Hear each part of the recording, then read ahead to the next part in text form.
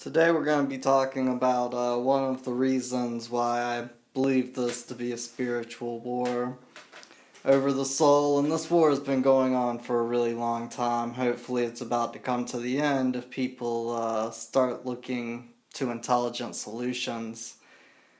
Here's statue, pagan statue, graven image, monumental figure, properly that which is set up. Stature, to cause to stand, set up. Status, a standing position, see status. Statute, here's a statute. Just add one T and you get a whole new word. How you like that? Anyways, royal promulgation, legal statute, a law, decree.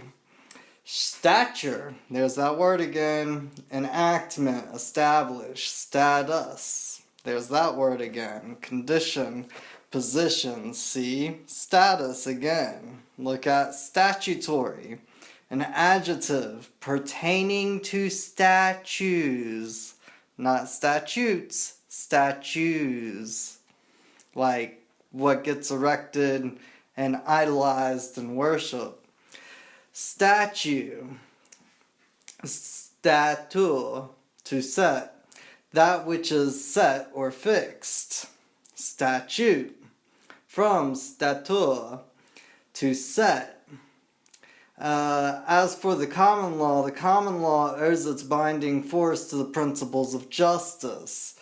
Statutes do not. They are fixed and set for you. They are rigid, and they're really kind of obnoxious in my opinion. But here's another definition for them. A special act of the supreme power. So when you listen to statutes, you are admitting that they have a supreme power over you. The act of a corporation or of its founders intended as a permanent rule or law, as the statutes of a university. And my video talking about the United States being a corporation, we went into this. And we went into how we're a corporation, so of course they can write their own rules and laws to their own corporation. And everybody's an employee of that corporation. We've gotten into that quite in detail in the past several videos. Natural law.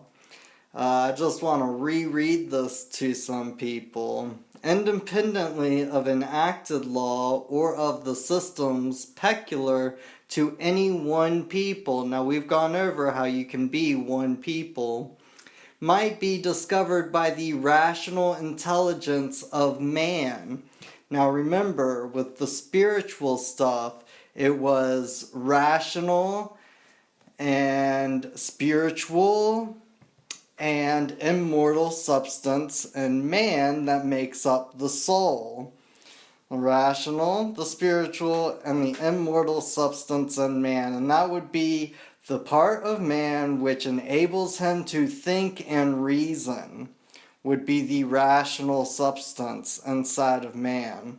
So here's just another viewpoint of what I see going on. Back in ancient times like Rome, you had statues that kept people in line. People thought that if they didn't do what the gods of the statues wanted, that there would somehow be some type of negative impact on their life. So they followed the rules of the gods that were statues. And today, you have people believing that statutes are law.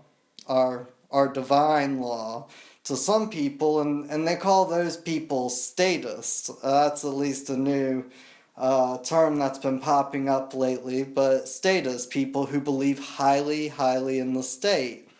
And I just want to put this out there. I don't think that there should be anarchy in the streets or anything like that, quite the opposite.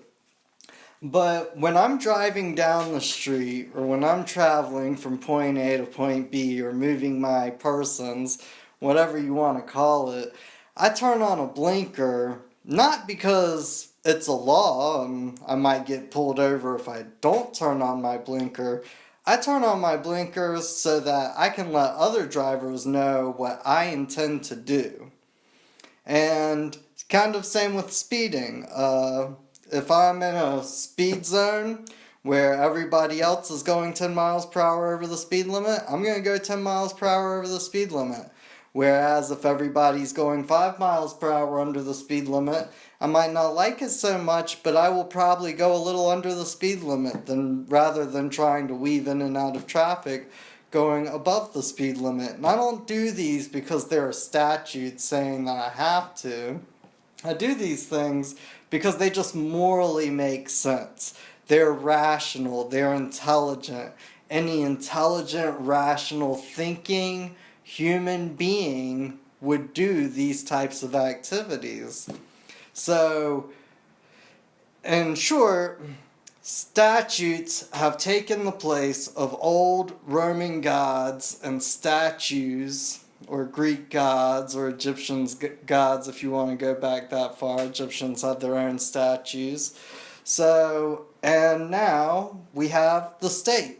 And the state puts out statutes for us. And people believe in them so blindly that they're willing to lock one another up for life, prison and life, over it. And it's interesting because I was watching this Vice last night talking about, it had President Obama and he was going around to a prison and he was talking to people who were getting life for possession of cocaine and other substances, and he's acting like he's trying to deal with the problem, but at the same time, he probably knows the problem better than most of us.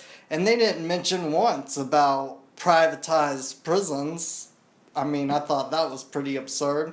But it's like, he's just a PR guy trying to show that he cares. And they really don't, because they know what's going on. They know what the game is. There is a reason why somebody with 2 ounces of cocaine gets a mandatory life sentence. And there's a reason why somebody who rapes little children only gets 5 years for the first time they're convicted. And the reason is because the criminal justice system is just that. It's the criminals' justice system. It's not a justice system. It's the criminal's justice system. And the more pain and the more anxiety and the more worry that they can create in the world, then the more people will seem to allow to let them get away with. So anyways, that's what I have for today. Y'all have a nice evening. I am Just Conspiracy. I would just like to conspire with other good people on this planet to leave a better world for future generations than the world that we were all born into. Thank you. Bye-bye.